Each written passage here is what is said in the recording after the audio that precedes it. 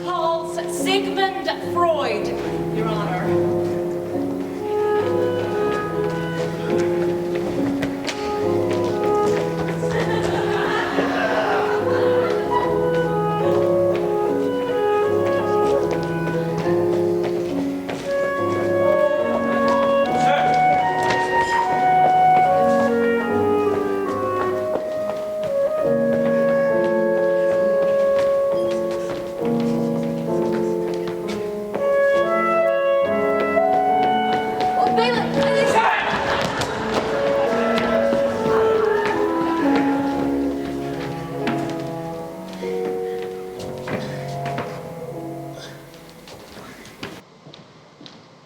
Perhaps a quick jaunt to London for a leisurely perusal of the standard edition of the complete psychological works of Sigmund Freud, volumes 1 through 24, would set your mind at ease. Perhaps it would, Doctor, if you were indeed.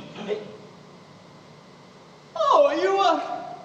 Of course you are. Dr. Freud, you are, in fact, the founder of psychoanalysis, correct? I am. You maintained a private practice in neuropathology for nearly half-century. Is that not so? It is. You were on the cover of Time magazine, and an issue dedicated to the greatest scientific minds of the 20th century. I was.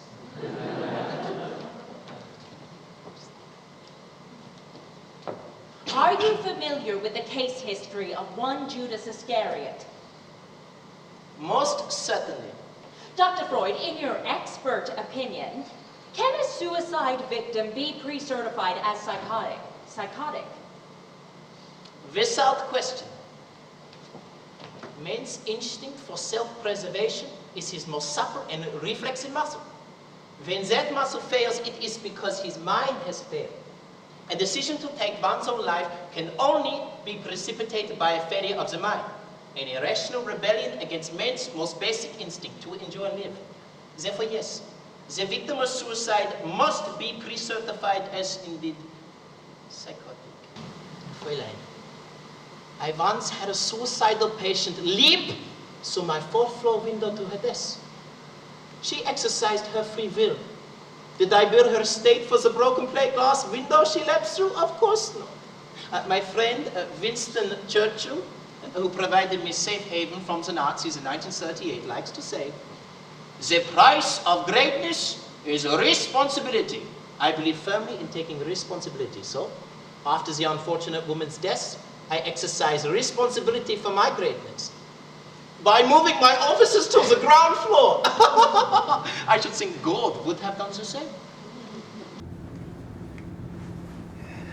My name is Thomas. At the Last Supper, I was the first one to say I would die for Jesus, and I was also the first one to head for the hills to 190 when the Romans came and arrested him. And then at the resurrection of Jesus, I was also the guy who said I wouldn't believe he was who he said he was unless I could see with my own eyes the holes in his hands and personally inspect them and touch them, as if I was some qualified medical examiner or something. But the thing is, Jesus showed them to me. And not only that, he let me touch them. In a ministry based entirely on the virtues of faith, he gave me proof. I had no faith and he gave it to me for free.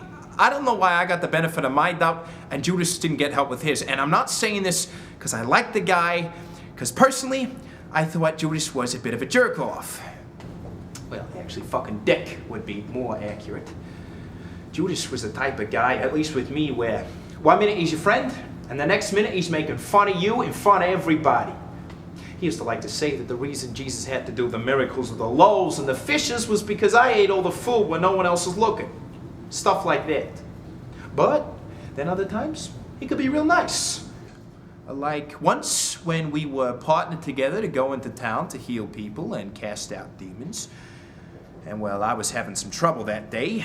Everyone I tried to heal ended up getting worse. In fact, this one lady I almost blinded and another guy started going into convulsions. But Judas fixed it. He healed them, he really did. And that tells me his faith was genuine. And when we got back home to camp that night, he didn't tell anybody how I messed up. In fact, he said I did a good job, and I appreciated that. I knew Jesus knew it was bullshit, but I appreciated the gesture. I thought it showed largeness on Judas's part. And the thing is, Judas was kind of a dick, but he wasn't shallow or petty. He really was pretty large. He wasn't the best, but he was far from the worst. Jesus liked him. Liked him a whole lot. In fact, Judas was right up there in the top 3 with Mary Magdalene and Peter, who, by the way, could also be a dick sometimes too. The trick with Peter was never talk about fish. The guy was crazy for fish. Say something wrong about fish, forget about it. The guy would go crazy. Anyways, some people say Judas did what he did because he was greedy. Personally, I think that's bullshit. The guy wasn't wandering around the desert for 3 years with Jesus and a bunch of ragamuffins like us because he was looking to get rich. Other people say the devil got into him. Again, bullshit. Judas was loyal to a fault. Obsessively loyal, even. Judas would have taken on the devil and his entire army, 1 against 1,000 if he had to, and he would have done it with relish. Other people say that Judas knew the ship was sinking and he was trying to get himself a nut to have something to fall back on. Pfft. Listen, Judas was not a fall back guy. He was 100% fall forward. And to me, that deserves some consideration. I was not fall forward. Not by a long shot. And neither were most of the others. Judas was a dick, but he deserved better. Just one saint's opinion. Look at the textile strike. Out like lions and in like lambs. Take the San Francisco tie-up, starvation and broken heads. The Steel Boys wanted to walk out too, but they changed their minds. It's the trend of the times, that's all it is. He's got a good man behind us now. He's top man of the country, looking out for our interests. The man in the White House is the one I'm referring to. And that's why the time ain't right for a strike. He's working day and night now. You get better for you. Sure. Come on, the records prove it. If this was the Hoover regime, would I say, don't go out, boys? Not on your tin type. But things he's different now. How are they different? You read the papers as well as me, you know it. And that's why I'm against the strike. Because we gotta stand behind the man who's standing behind us. The whole country's gotta stand up and show yourself, you damn red.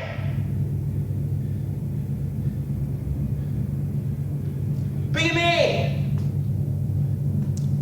Let's see what you look like. Huh? Yellow from the word go. Red and yellow makes a dirty color, boys. Yeah, orange.